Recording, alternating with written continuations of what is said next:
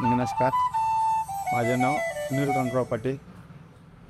पाटील कृषी सेवा केंद्र, मुक्कामपूर जाकापूर, तालुका टमाका, जिल्हा सांगली.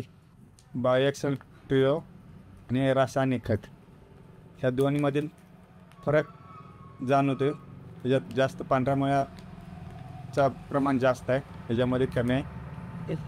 उगवण क्षमता कशी वाटते तुम्हाला? उगवण क्षमता बायो एक्सेल ट्रिओमध्ये चांगली आहे आणि रासायनिक खतामधील जरा कमी आहे.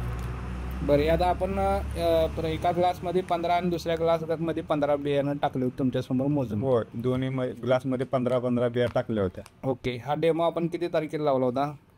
3/11/25 टाकला होता. हां, मग आज आपण ऑब्झर्वेशन घेतोय. आज तारीख आहे 10. तर यामध्ये तुम्हाला काय वाटतं, यात काय फरक दिसतो? उगवण क्षमता, पांढऱ्या मुळ्यांची संख्या. बायो एक्सेल ट्रिओमध्ये उगवण क्षमता चांगली आहे, पांढऱ्या मुळ्याची संख्या पण जास्त आहे आणि रासायनिक खत 10-26-26मध्ये उगवण क्षमता कमीच आहे. कुठंतरी एखादी बी उगवली ह्याच्यात. ओके, आणि तुमच्या इथं ज्यावेळी शेतकऱ्यांनी विचारलं किंवा बघितलं, हे बघितल्यानंतर तुम्हाला काय प्रश्न विचारले किंवा तुम्ही त्यांना काय सांगितलं? कुठलं खत आहे, हां, हे कशासाठी ठेवले किंवा कशासाठी ट्रायल केले?